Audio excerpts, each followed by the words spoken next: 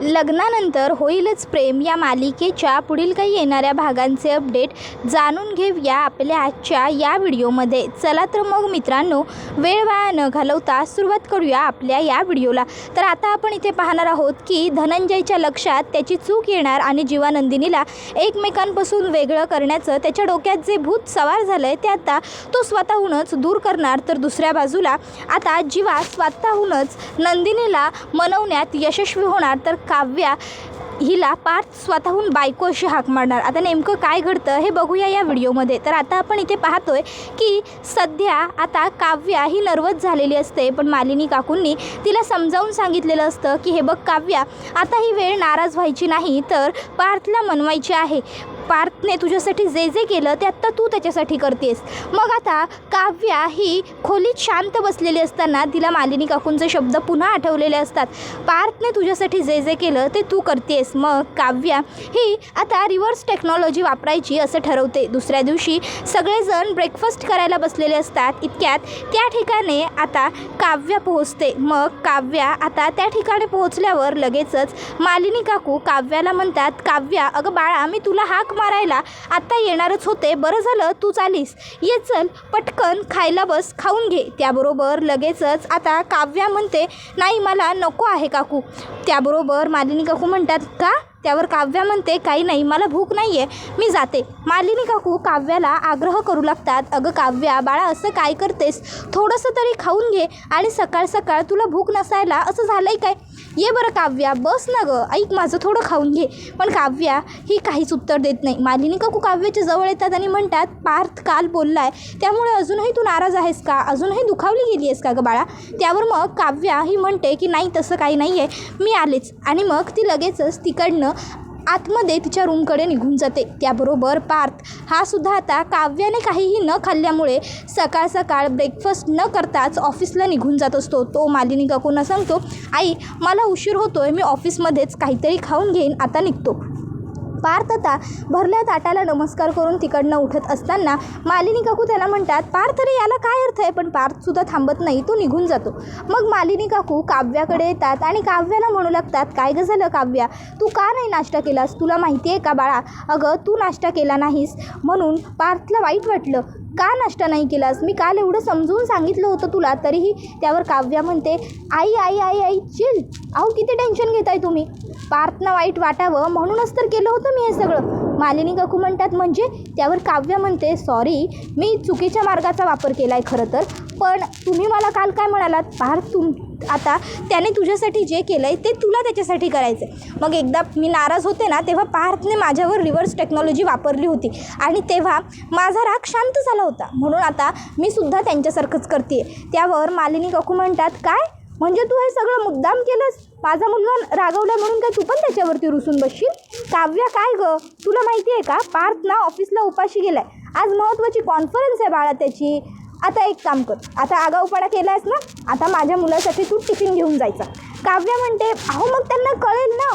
मालिनी काकू म्हणतात, तुला जावंच लागेल काव्या। काव्या म्हणते, आई पण? त्यावर मालिनी काकू म्हणतात, सासूची ऑर्डर आहे। त्याबरोबर काव्या म्हणते, बाप रे, माझ्या ह्या गोड सासूने दिलेली एवढी डेंजर ऑर्डर फॉलो तर करायला हवीच, ठीक आहे, मी जाते पार्थना टिफिन घेऊन। त्यावर मालिनी काकू म्हणतात, हो त्याला तर टिफिन घेऊन जाच, पण तिथेच त्याच्याबरोबर तूही खाऊन घे काहीतरी, कळलं का? उगाच अशी उपाशी घरी येऊ नकोस। त्यावर काव्या होकार देते आणि पार्थसाठी टिफिन घेऊन ऑफिसला पोहोचते। आता तिथे त्याचे क्लायंट काही बसलेले असतात आणि त्यांना ना प्रेझेंटेशन प्रॉपर झाल्यासारखं वाटत नसतं, काहीतरी कमी राहिल्यासारखी वाटते। मग काय, काव्या तिकडे येते आणि त्यांना जी कमी वाटत असते ती कमी काव्या भरून काढते। आणि आता काव्याने ती कमी भरून काढल्यानंतर सगळेजण काव्याचं खूप कौतुक करू लागतात। आता काव्याचं सगळ्यांनी केलेलं एवढं कौतुक पाहून विक्रमला आणि पार्थला दोघांनाही खूपच भारी वाटलेलं असतं। सगळेजण घरी आल्यानंतर विक्रम हा मालिनीला सांगत असतो, मालिनी अगं तुला काय सांगू, म्हणजे काव्याने आज क्लायंटसमोर जी काही फटकेबाजी केली आहे की नाही, तू जर तिथे असतीस ना तर तुला तर असं झालं असतं की काव्याचं काय करू आणि काय नको। खरंच मला तर खूपच जास्त भारी वाटत होतं, म्हणजे खरं बघायला गेलं तर तो काव्याचा व्यास नसूनही काव्याने अगदी घट्टपणे पाय रोवून छान पद्धतीने सगळं मॅनेज केलं. खरं सांगायचं झालं ना तर मला एका क्षणासाठी असं वाटलंच नाही की काव्य UPSC वगैरे देते. मला तर वाटलं काव्य एक उत्तम आर्किटेक्ट आहे. अगं पार्थ आणि मी आम्ही दोघं एवढी वर्ष या फील्डमध्ये आहोत. रम्याने एवढी वर्ष आमच्याबरोबर काम केलं आहे, तरी आम्हाला तिघांना जे सुचलं नाही ना ते तिने करून दाखवलं. त्याबरोबर मग मालिनी काकू म्हणतात, मग आहेच मुळात माझी सून गुणाची, आहेच हुशार ती. त्याबरोबर पार्थ म्हणतो, बरं आता पुरे झालं कौतुक बाबा, आणि मला सुचलं नाही असं काही नाही आहे. मी त्यांच्याकडनं वेळ मागून घेतलाच होता. मी विचार केला असता, आणखीन थोडा वेळ घेतला असता की मग मलासुद्धा आपोआप सुचून गेलं असतं. आणि काय होतं ना, कधीतरी चुकून एखादा तुक्का लागतो तर त्यामध्ये एवढं लगेच कौतुक करायलाच हवं असं काही नाही आहे. तुक्का लागला आहे त्यांचा, बास, इतकं काही कौतुक करण्यासारखं नाही आहे. त्याबरोबर लगेचच आता विक्रम म्हणतो, काय तुक्का लागला आहे आणि काव्याचा? पार्थ रे गप रे, उगाचच्या उगाच तोंडात येईल ते बोलशील का? काय तर म्हणे काव्याचा तुक्का लागला आहे. तुलाही माहिती आहे आणि मलाही माहिती आहे काव्याचा तुक्का वगैरे काही लागलेला नाही आहे. तर उलट तिने सगळं काही व्यवस्थित केलं आहे आणि काव्य मुळात प्रेझेंटेशन करू शकते. 6 अवॉर्ड जमा केलेल्या सासऱ्याची सून आहे ती.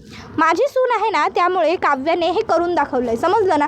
शेवटी म्हणतात ना, वान नाही पण गुण लागला, तसं झालं आहे. काव्याने माझा गुण घेतला आहे, तिला माझा गुण लागला आहे ना, म्हणून तिने हे करून दाखवलं. अरे शेवटी विक्रम देशमुखची सून आहे ती, हुशार तर असलीच पाहिजे. त्याबरोबर लगेचच पार्थ म्हणतो, बाबा काय चाललंय तुमचं? विक्रम देशमुखची सून आहे म्हणून तुम्ही विसरताय का? काव्या विक्रम देशमुखची सून असली ना तरी या पार्थ देशमुखची बायको आहे. आणि तुम्हाला जे अवॉर्ड मिळाले ना ते जुने झालेत, आता मला रिसेंटमध्ये अवॉर्ड मिळाले आणि काव्या माझी बायको आहे, बायको. त्याबरोबर लगेचच आता पार्थ म्हणतो, काय म्हणालो मी बाबा? कोण जिंकलं मग? त्याबरोबर लगेचच मालिनी म्हणते, तूच जिंकलास रे बाळा. असाच कायम आनंदी राहा आणि असंच कायम माझी बायको असं म्हण, तुझीच बायको आहे आणि तिला आता समजूनही घे. त्याबरोबर मग मात्र लगेचच पार्थ हा गप्प बसतो आणि म्हणतो, मी आलोच, माझं थोडं काम आहे.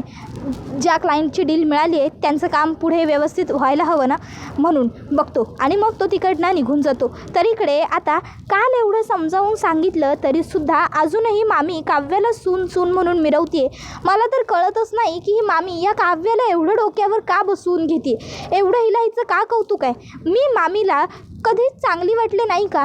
लहानपणापासून आत्तापर्यंत मी सगळं किती छान केलं आहे. प्रत्येक वेळी प्रत्येक गोष्टीत मी यांना अभिमान वाटेल असंच वागली आहे. शाळेत असल्यापासून पार्थ बरोबर राहिली आहे, पार्थची काळजी घेतली आहे, ह्या घरातल्या प्रत्येकाची काळजी घेतली आहे, प्रत्येकाला सांभाळून घेतलं आहे, प्रत्येकाला जपलं आहे मी. कॉलेजला गेल्यानंतरही कितीतरी वेळा जीवाचे प्रोजेक्ट केले, युगला अभ्यासात मदत केली आहे, पार्थबरोबर कामं केली आहेत. पण तरीही मामीला माझं कौतुक का वाटत नाही? किंबहुना कितीतरी वेळा मामीला स्वयंपाकात मदतसुद्धा करते, पण तरीही मामीला मात्र सतत काव्याचंच कौतुक वाटत राहतं. याला काय अर्थ आहे? मी सुद्धा योग्य आहे ना?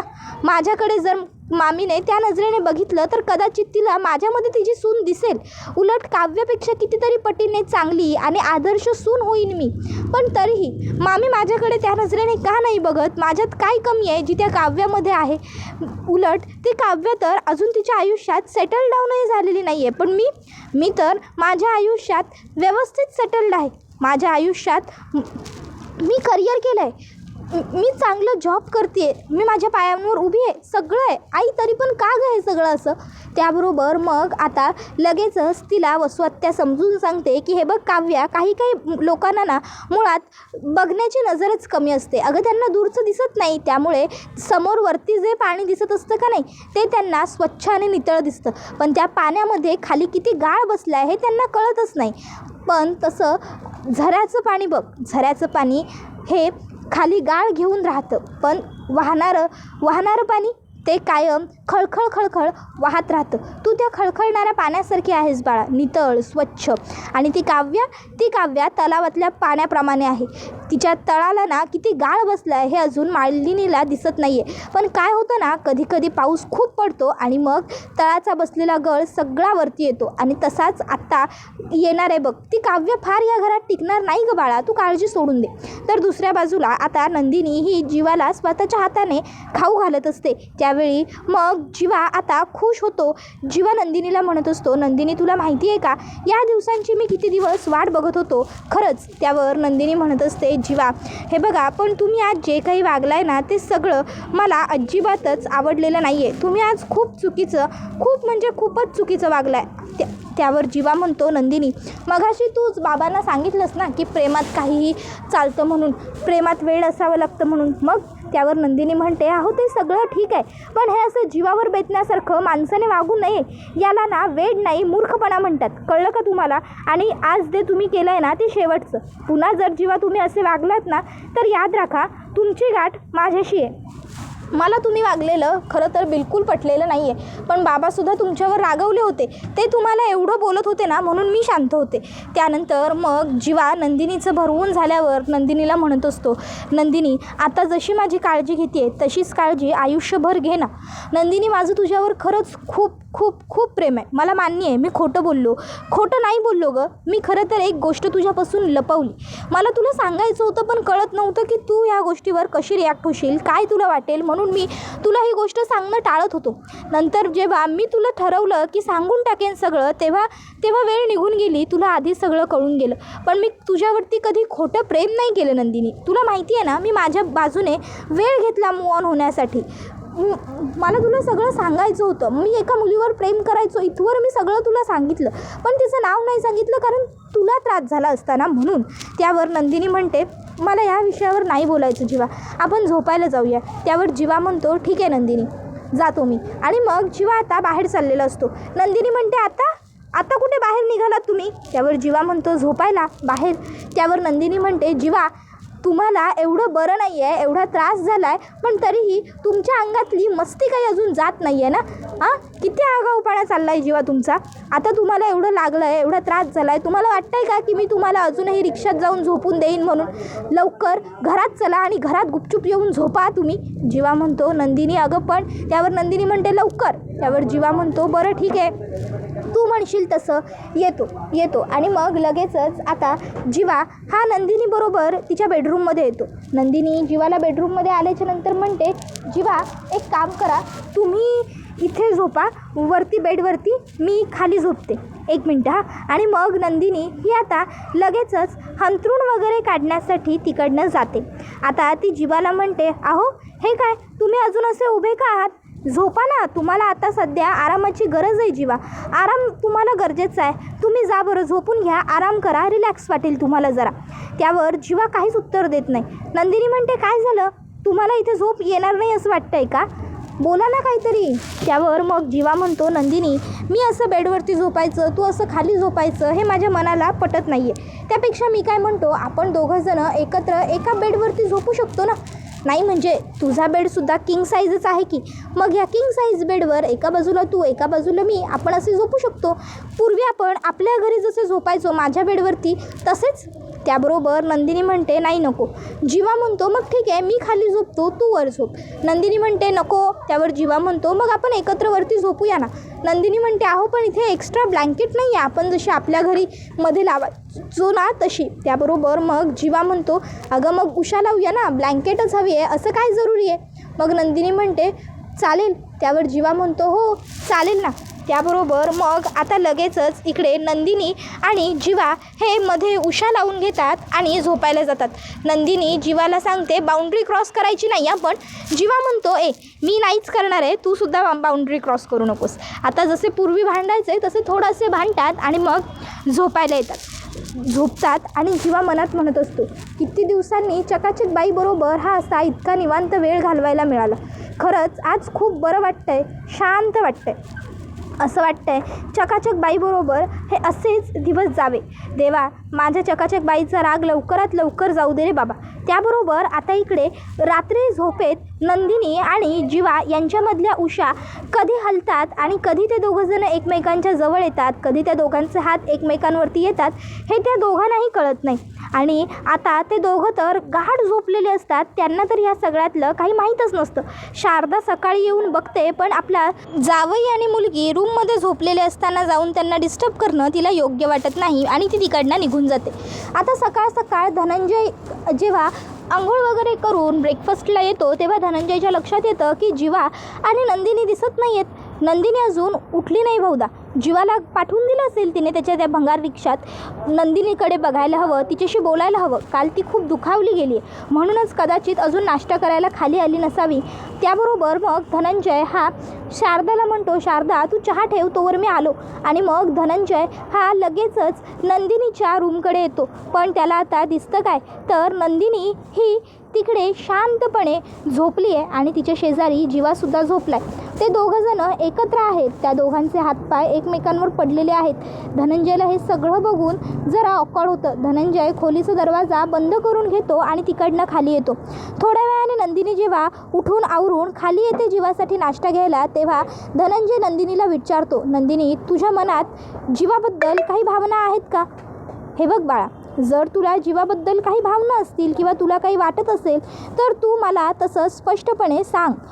मला सांग, तू काय विचार करतेस नेमका जीवाबद्दल? तुला जीवाला माफ करायचं आहे का? हे बघ नंदिनी, तू जोपर्यंत सांगणार नाहीस तोपर्यंत मला कळणार नाही आहे तुझ्या मनात नेमकं काय सुरू आहे ते. त्यामुळे जे काही तुझ्या मनात असेल ते माझ्याशी स्पष्ट बोल. आजपर्यंत मी तुझ्या मनातल्या सर्व गोष्टी ओळखल्या आहेत बाळा, पण आज ही अशी पहिली गोष्ट आहे ज्याच्यात तुझं काय मत आहे हे मला नाही कळत आहे. त्यावर नंदिनी म्हणते, हे बघा बाबा, मी जीवाना काही माफ वगैरे केलेलं नाही आहे किंवा माझा त्यांच्यावरचा कुठल्याही पद्धतीचा राग वगैरे गेलेला नाही आहे. मी आता हे जे काही करते आहे ना त्यांच्यासाठी, ती फक्त एक मदत म्हणून करते, समजलं ना? त्या व्यतिरिक्त त्यांच्यासाठी माझ्या मनात दुसऱ्या कुठल्याही भावना नाही आहेत. बस एक माणुसकीच्या नात्याने मी त्यांना मदत करते. अहो, जेव्हा तो दीपक माझ्या जीवावर उठला होता तेव्हा त्यांनी मला त्याच्या तावडीतून सोडवून आणलं. त्यानंतर जेव्हा त्याने मला किडनॅप केलं तेव्हासुद्धा जीवांनीच माझी मदत केली.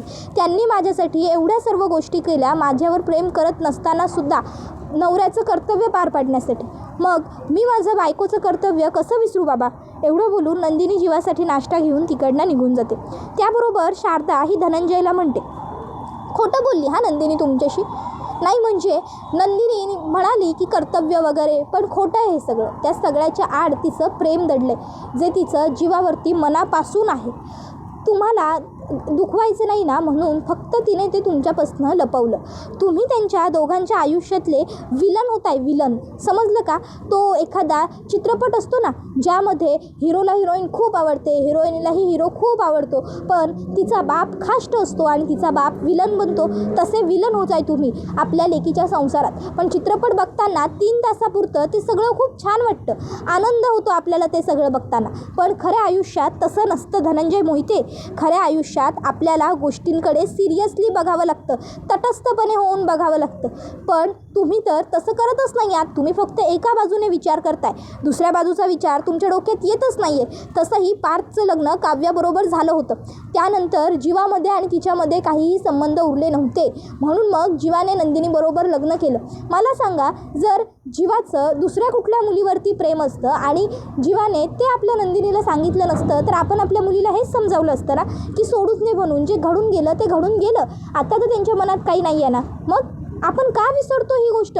त्यावर मग मात्र आता धनंजय निरुत्तर होतो आणि आता शारदा जे काही बोललेली असते त्यावर धनंजय विचार करतो आणि त्याला पटतं की खरोखर नंदिनी कदाचित माझं मन राखण्यासाठीच मला खरं सांगत नाही आहे, कारण आज त्याने स्वतःच्या डोळ्याने जीवा आणि नंदिनीला बघितलेलं असतं एकत्र राहताना.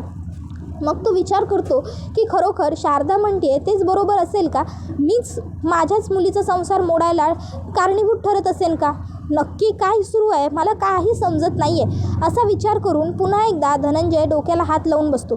मागे उभं राहून शारदा हे सगळं बघत असते आणि ती विचार करत असते की आता तरी देवा यांच्या डोक्यामध्ये प्रकाश पाड आणि यांना सर्व काही समजू देत खरं खरं. तर दुसऱ्या बाजूला तोपर्यंत आता जीवा उठलेला असतो. जीवा आता बेडवरनं खाली उतरतच असतो. तोपर्यंत नंदिनी गरम गरम ब्रेकफास्ट घेऊन येते आणि जीवाला देत म्हणते, जीवा हे बघा मस्त आईने थालीपीठं बनवली आहेत तुमच्यासाठी, गरम गरम खाऊन घ्या. जीवा म्हणतो, नंदिनी खरंच मी हे सगळं किती मिस करत होतो, तुला काय सांगू. नंदिनी आता आपण आपल्या घरी जायचं ना? नंदिनी बोल ना, कधी जायचं आपण घरी? त्यावर मग मात्र आता नंदिनी निरुत्तर असते, ती काही बोलत नाही. लवकर नाश्ता करून घ्या, औषधं खायची आहेत, ती एवढंच सांगते आणि तिकडनं निघून जाते. जीवा म्हणतो, नंदिनी मला माहिती आहे की तू अजूनही पूर्णपणे त्या सगळ्यातनं बाहेर आलेली नाही आहेस, पण मी नक्की तुला त्या सगळ्यातनं पूर्णपणे बाहेर काढेन. माझा विश्वास आहे स्वतःवर. त्याबरोबर हा व्हिडिओ इथेच संपतो. व्हिडिओ आवडला असेल तर व्हिडिओला लाईक करा, चॅनलवर नवीन असाल तर चॅनलला सबस्क्राईब करा आणि बेल आयकॉन आठवणीने प्रेस करा, जेणेकरून तुम्हाला पुढच्या प्रत्येक व्हिडिओचं नोटिफिकेशन मिळत जाईल आणि सर्व व्हिडिओंचा आनंद हा अगदी उत्तम पद्धतीने घेता येईल. चला तर मग प्रेक्षकांना आजच्या पुरतं इथेच थांबूया. पुढचा व्हिडिओ येईपर्यंत धन्यवाद.